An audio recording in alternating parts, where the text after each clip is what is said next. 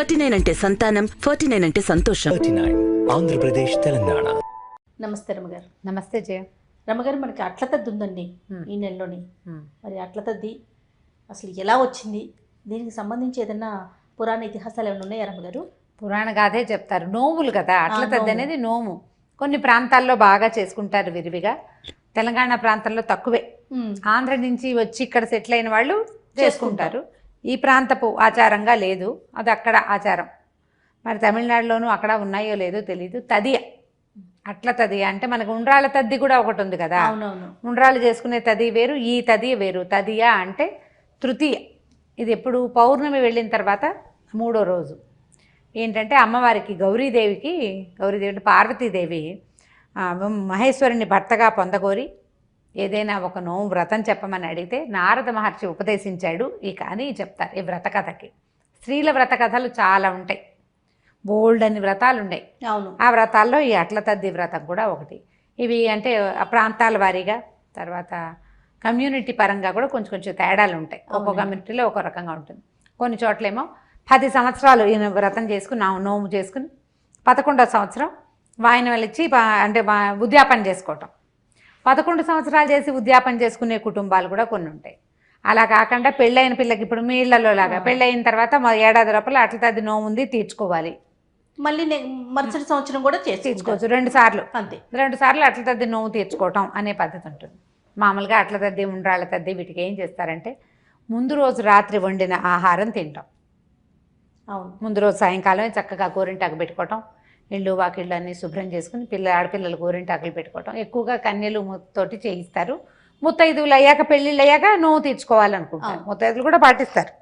గోరింటాకు పెట్టుకుని రాత్రే వంట అంతా అయిపోయాక మామూలు భోజనాలు అయ్యాక మళ్ళీ ఫ్రెష్గా వంట చేసి పెట్టుకుంటారు. తెల్లవారు చాలా చోట్ల పులుసు, గోంగూర లాంటివి వండుకుంటారు. పులుసులు, పప్పు, తర్వాత పాపాలు అన్నీ వండి రాత్రి కత్తితో తరగనివి వండుతారు. అంటే ఒక్కొక్క ఇళ్లలో ఒక్కొక్కలాగా, మాకు తెలియదు అది. కత్తో తరగంది ఏంది. ఉల్లిపాయలు పులుసు చేసుకునే వాళ్ళు బోల్డ్ మంది ఉన్నారు. ఉల్లిపాయ కత్తో తరగకుండా ఎట్లా తరుగుతారు? అది చిన్న ఉల్లిపాయ వేసుకోవాలి. ఏమో మరి మన ఊళ్ళలో దొరకద్దు, అది తెలీదు. ఒక్కొక్క ఇళ్లలో ఒక్కో రకం ఆచారం, కమ్యూనిటీని బట్టి అన్నా కదా. ఈ రాత్రి వండిన ఆహారాన్ని పొద్దున్నే తెల్లవారుజామున 4 గంటలకు లేచి చక్కగా మొహాలు కడుక్కుని స్నానాలు చేస్తారా? చెయ్యరు.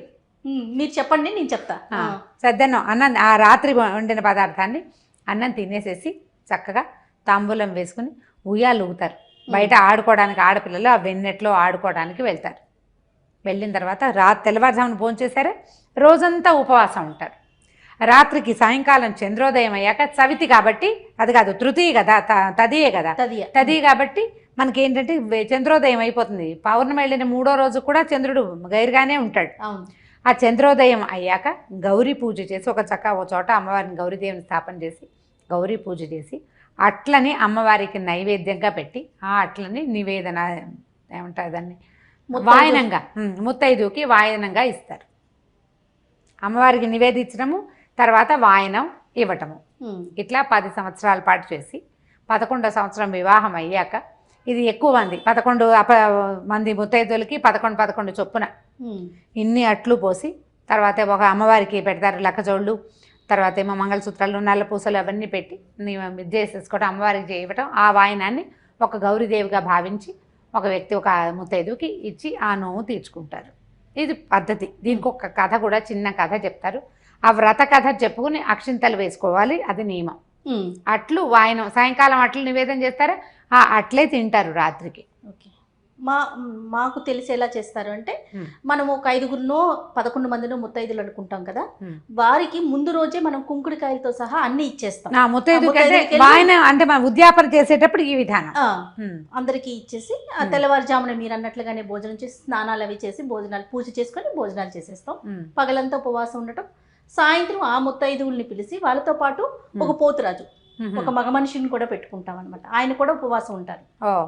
ఆయన్ని కూడా కూర్చోబెట్టి 5గురు అంటే 5గురు, 11 అంటే 11 అందరికి వాయనం మంచానికి అటు ఇటు కూర్చొని వాయనం ఇచ్చినమ్మ వాయనం పుచ్చుకున్నానమ్మ వాయనం అని చెప్పేసి వాయనం ఇప్పిస్తారనమాట. అదే ఇవన్నీ ఏంటంటే ప్రాంతాలను బట్టి కమ్యూనిటీలను బట్టి కూడా మారిపోతుంది. ఇందులో చాలా సూక్ష్మంగా ఉన్న వ్యవహారం ఏంటంటే, అట్లు అనగానే ఏం చేస్తారు? మినపప్పు, బియ్యం, మినుములు రాహువు యొక్క గింజలు, బియ్యము చంద్రగ్రహానికి సంబంధించిన వస్తువు.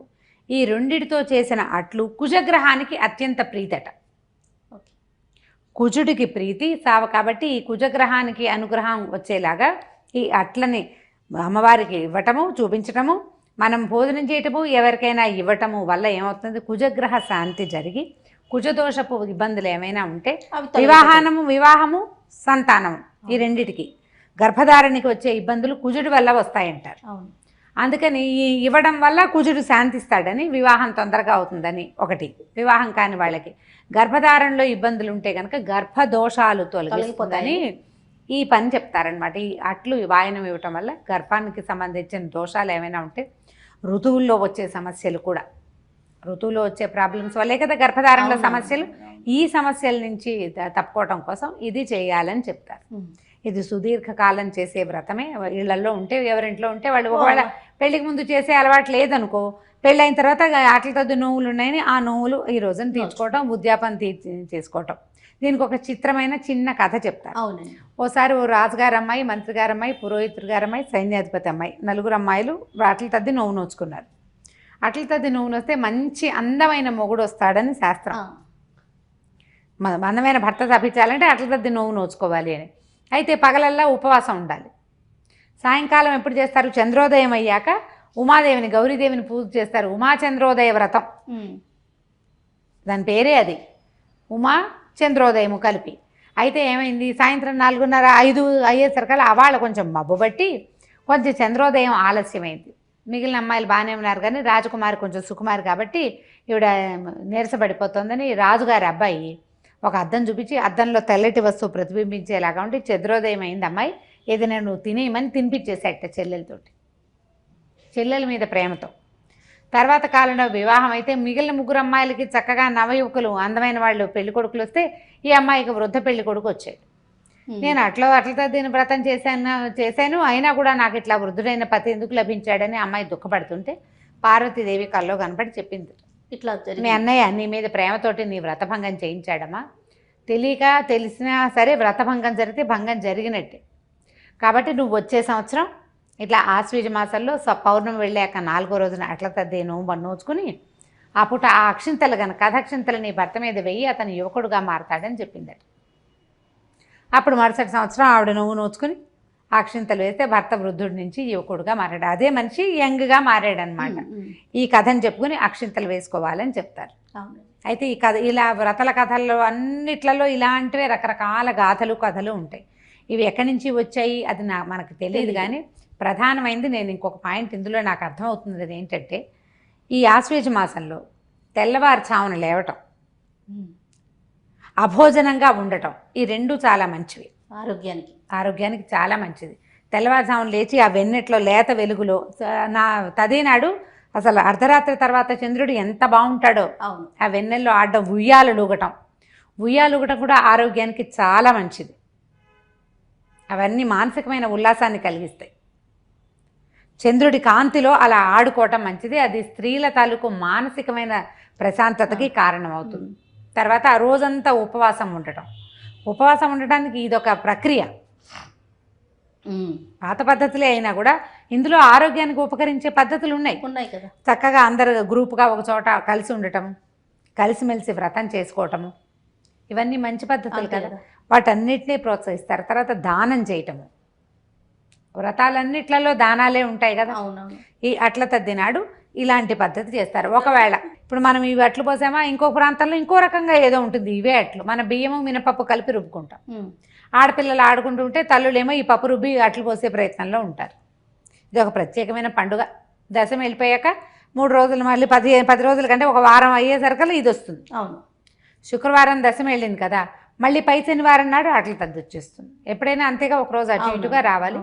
సో ఇలాంటి వ్రతాలు ఉన్నవాళ్ళు చేసుకోవటం, లేని వాళ్ళు సరదాగా ఈ కథ విని ఓహో ఇలా చేస్తారు, ఇందులో ఆరోగ్యానికి సంబంధించిన ఇవి ఉన్నాయి అని తెలుసుకోవటం. మన ఇంట్లో లేకపోయినా అట్ల తద్దినాడు చక్కగా అట్లే టిఫిన్గా చేసుకోండి. దోశలే అదే కదా, టిఫిన్గా చేసుకోండి. ఈ తదినాడు కనుక అట్లు లాంటివి తింటే ఎవరికైనా అవి చేసి పెట్టినా కూడా ఎంతో కొంత కుజగ్రహ శాంతి జరుగుతుందని చెప్పబడుతుంది. నోముగా లేకపోయినా సరదాగా అయినా చక్కగా చేసుకోవచ్చు. పొద్దున్నే బియ్యం రుబ్బేసి బియ్యం మినపప్పు నానబెట్టి సాయంకాలం 4 గంటలకు రుబ్బినా 6 గంటలకు అట్లా వేసుకోవచ్చు. అయిపోతుంది. ఫ్రెండ్స్ నలుగురు కలిసి చక్కగా అట్లనే పంచుకొని తినచ్చు. వెన్నెట్లో అట్లు తింటాం, చాలా మంచి ఎక్స్పీరియన్స్. తప్పకుండా రమ్య గారు. నమస్తే అండి. నమస్తే జయ.